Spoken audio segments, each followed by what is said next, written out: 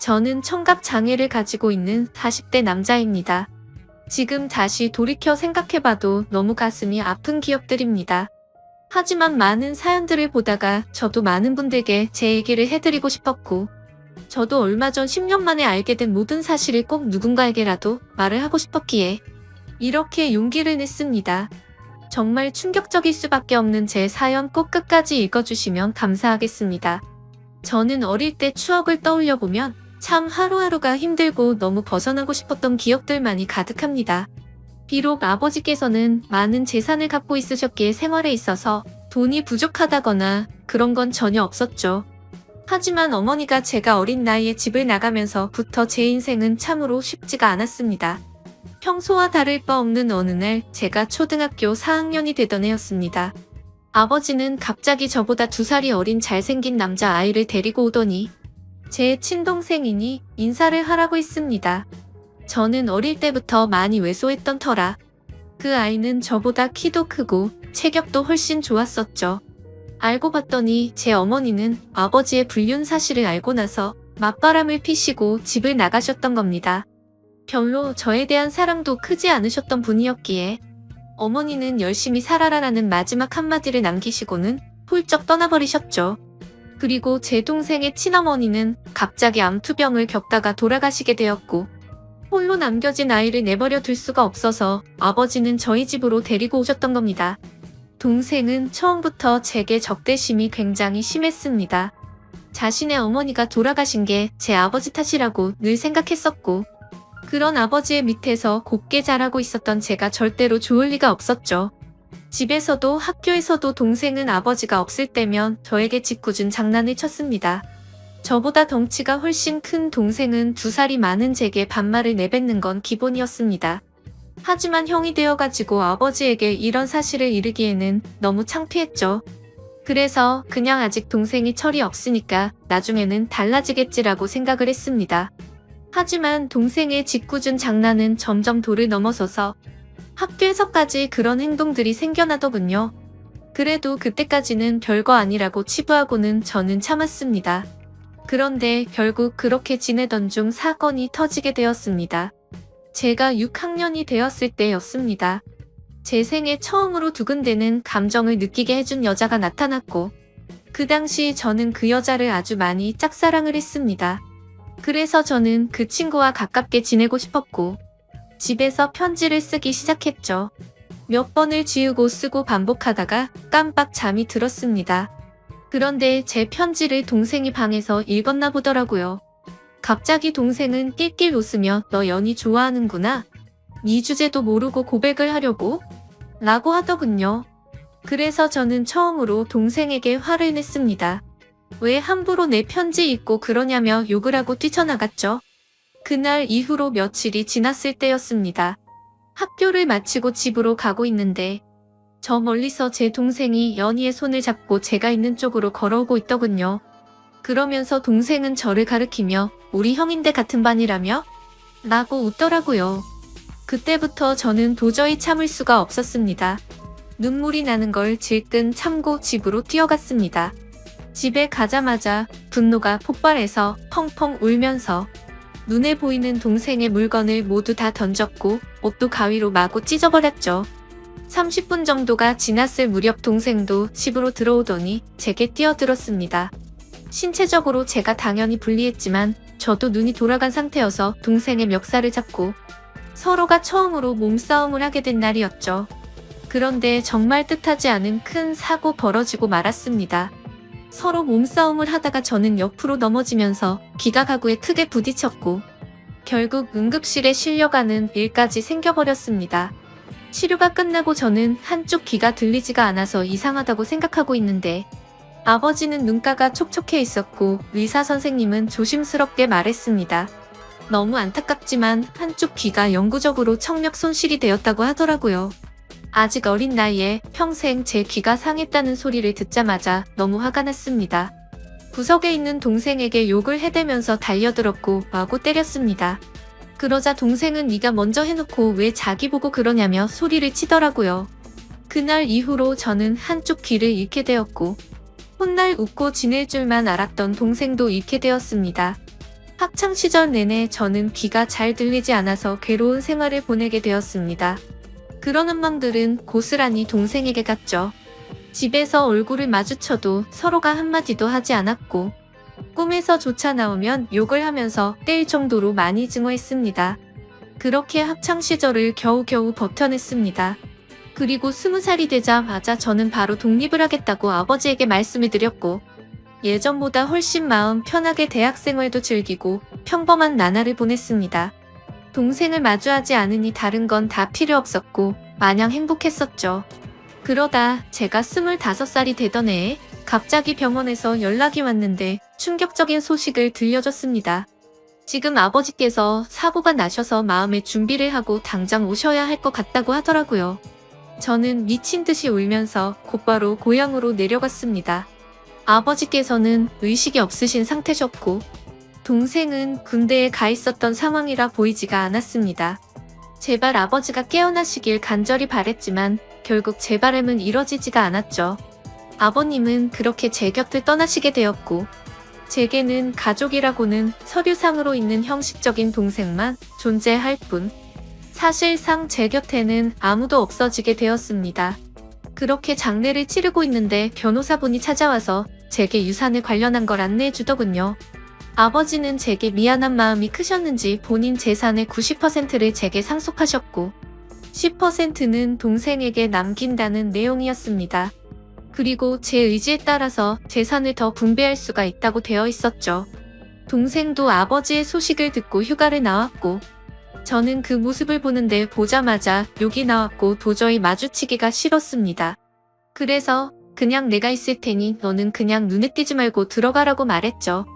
울고 있던 동생은 네가 뭔데 이래라 저래라냐며 또 티격태격 하게 됐고 유산은 어차피 너한테 10%밖에 가지 않을 거니까 그렇게 알고 있으라고 말했고 마음 같아서는 1%도 주기 싫다고 역겨우니까 말도 걸지 말라고 하고는 나와버렸습니다. 그런데 원래 성격 같아서는 날뛰었어야 할 리가 가만히 있더라고요. 아무쪼록 그렇게 아버지를 떠나보내게 되고 나서 저는 다시 서울로 올라가서 생활을 시작하게 됐습니다. 3년이라는 시간이 금방 흘러갔고 전 아내를 만나게 되었습니다. 저는 청각장애가 있던 터라 평범한 직장을 구하기는 어려웠습니다. 하지만 아버지께서 남겨주신 재산이 있었기에 저축만 해두고 살아도 충분해서 간단한 재테크들만 할 뿐 별다른 일을 하지 않고 지냈었죠. 그런데 어느 날 자주 가던 부동산에서 중개업자분이 저보고 결혼을 해야 할 때 되지 않았냐고 하더니 소개를 시켜준다고 하더라고요. 자신이 아는 분의 딸인데 지금 스튜어디스를 하고 있고 얼굴도 예쁘고 착하다면서 저를 설득했죠. 하지만 저는 여자가 너무 두려웠습니다. 여자들 몇 명이 다가온 적은 있지만 청각장애가 있는 사실을 알고 눈빛이 바뀌는 것도 여러 번 겪었고 저에게 관심이 있다기보다는 제 재산에 관심 있는 여자들이 대부분이었기 때문이었습니다. 그래서 저는 한사코 거절을 하고는 부동산을 나서게 됐죠. 그로부터 며칠 뒤에 저는 은행 업무를 보고 집으로 들어가던 길이었습니다.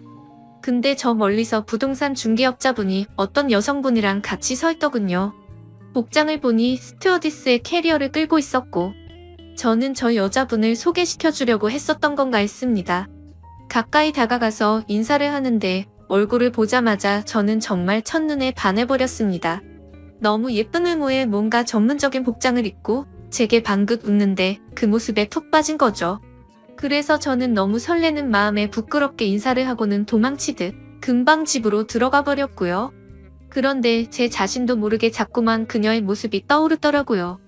조금만 있으면 괜찮겠지 하는 마음으로 며칠 동안을 참으며 보냈지만 도저히 참지 못하겠더라고요.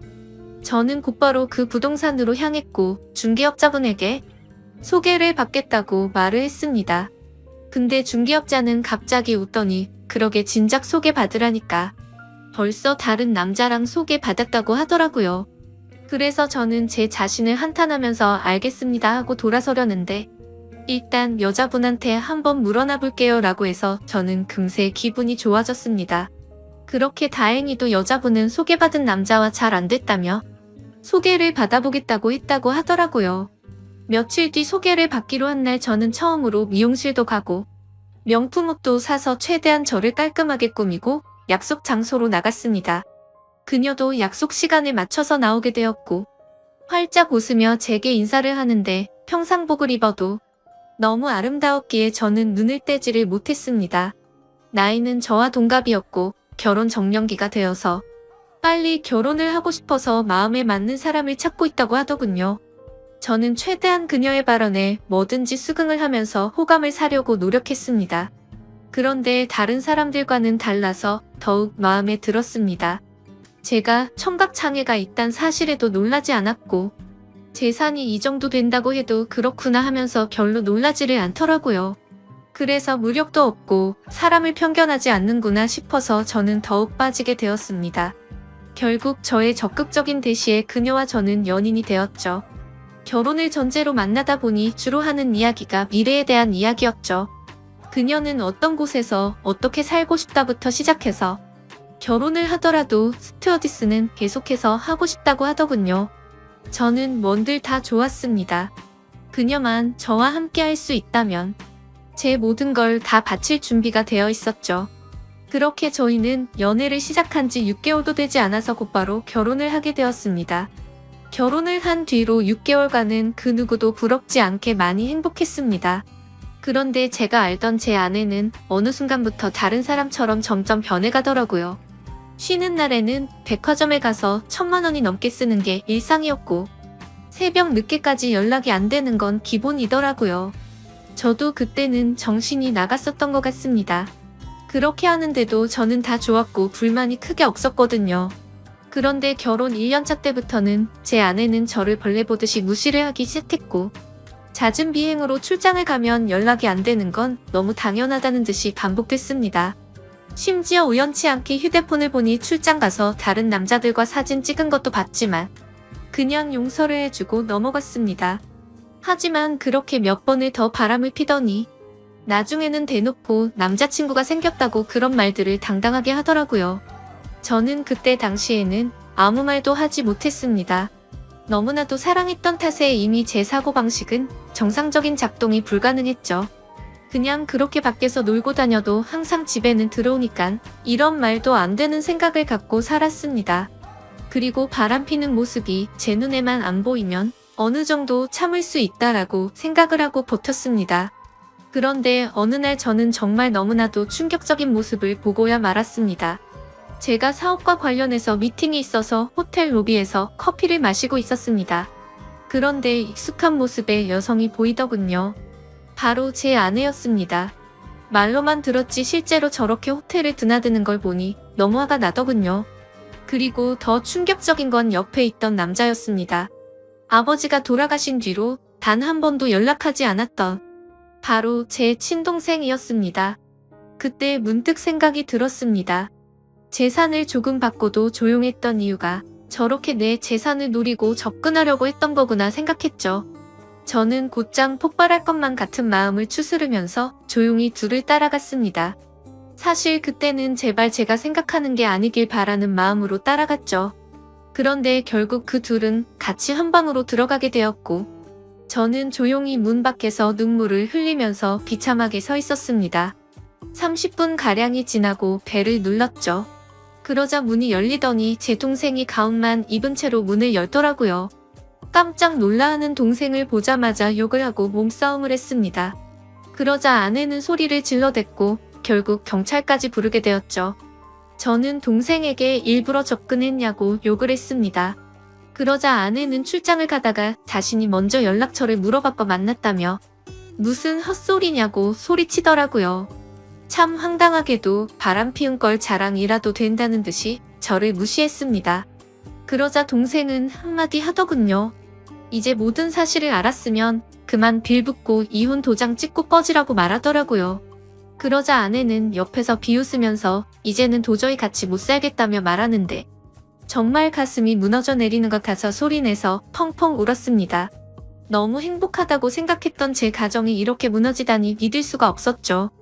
그때부터는 저도 도저히 버틸 자신이 없었고 모든 걸 내려놓기로 했습니다.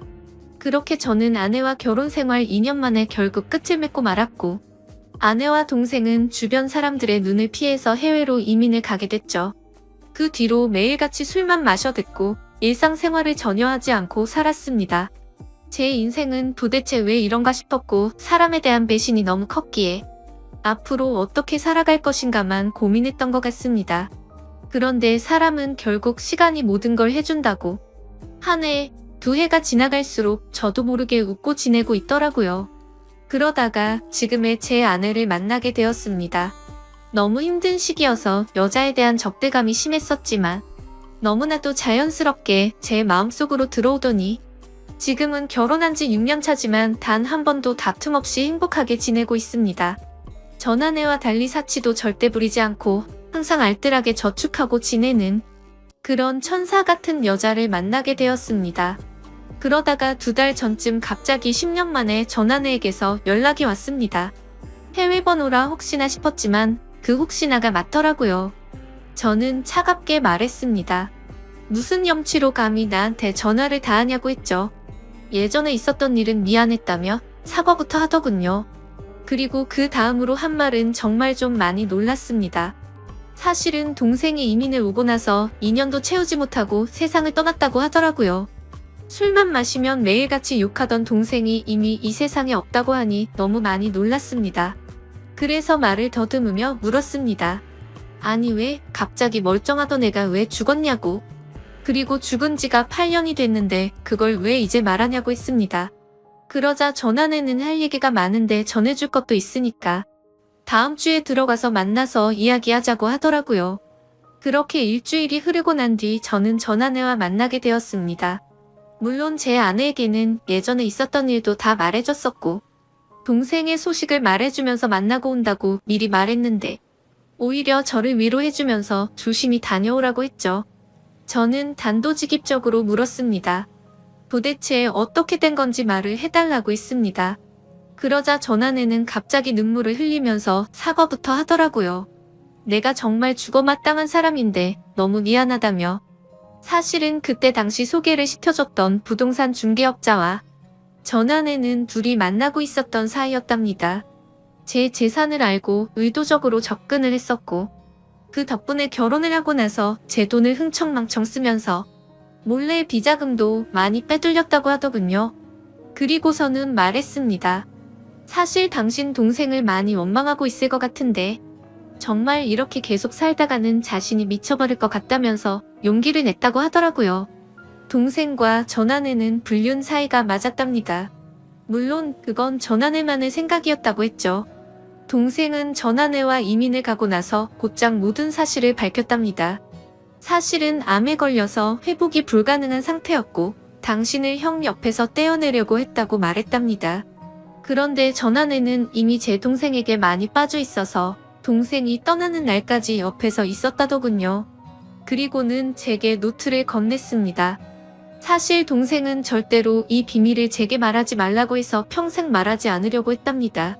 그런데 얼마 전에 한국으로 다시 돌아오려고 짐을 정리하다가 이 노트를 발견했고 내가 이 말을 안 하면 마음에 죄책감이 들어서 절대로 인간으로서 살아갈 자신이 없다면서 주더라고요. 그렇게 전 아내는 미안하다면서 앞으로 잘 지내라고 하고는 자리를 떠났고 저도 차로 돌아가서 침착하고 노트를 펼쳤습니다. 아버지와 저 그리고 동생이 찍은 유일한 사진이 끼워져 있더군요. 일기는 매일같이 쓰지는 않았고 동생의 어머니가 돌아가신 이후로 특별한 날들마다 쓴 것 같았습니다. 제가 청각을 잃은 날 쓴 일기를 보니 동생의 마음을 어느 정도 알 수가 있었습니다. 동생은 저에게 사고를 입힌 뒤로부터 매일같이 죄책감에 시달려 살았던 것 같습니다. 우리 엄마가 떠난 게 형의 잘못이 아닌 거 아는데 내가 왜 그랬을까 자책하면서 그래서 그날부터는 제게 편한 거라면 뭐든지 해주려고 했더군요. 제가 동생에게 말을 하지 않으니 서로 말을 섞지 않는 게 어린 나이에는 배려라고 생각했고 그날 이후로 자연스럽게 형과는 돌이킬 수 없는 사이가 됐다라는 글이 있더라고요. 그리고 학창시절 제게 놀림을 줬던 친구를 언급하면서 욕을 적었고 결국에 혼쭐을 내줬던 것 같습니다. 어느 날 동생이 얼굴에 멍투성이가 되어서 들어왔던 날이 떠오르면서 얼핏 기억이 났습니다. 아버지가 돌아가신 이후로는 자신이 눈에 띄지 않는 게 형의 행복이라 생각했고 절대로 다시는 나타나지 않으려고 했답니다. 그런데 가망이 없는 암이 걸렸다는 사실을 알게 되었고 저를 마지막으로 멀리서나마 보고 가려고 했답니다. 그렇게 저희 집으로 오던 중에 전 아내가 다른 남자와 저희 집으로 들어가는 걸 봤답니다. 동생은 제 결혼식도 멀리서 지켜봤었기에 아내의 얼굴을 알고 있었죠. 그래서 당장 뛰쳐들어가서 다 부숴버릴까도 생각도 했지만 제 성격을 너무 잘 아는 동생은 침착하게 자세한 내막을 알아봤고 자신이 나서봤자 제가 이혼하지 않을 거란 걸 알았답니다. 그래서 전 아내를 유혹해서 아무도 모르게 이혼을 시키려고 했는데 그날 호텔에서 우연치 않게 현장에서 걸려버리고 말았답니다. 그리고는 동생이 모진 말을 하자 형이 펑펑 우는데 가슴이 찢어지는 것 같아서 그날 밤새도록 울었다네요. 저는 그 글을 보는 순간 또 다시 미친 듯이 눈물이 났습니다. 동생의 마음을 몰라줬던 게 제 자신에게 너무 원망스러웠고 저를 위해서 자신을 희생하고 떠나간 동생이 너무 많이 보고 싶었습니다. 아마도 지금 제 아내를 제 동생이 보내준 게 아닌가 하는 생각까지 들었어요.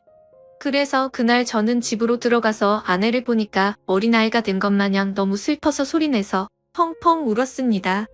아내도 함께 울면서 앞으로라도 동생이 저 세상에서 행복할 수 있게 기도하자며 저를 위로해주더군요.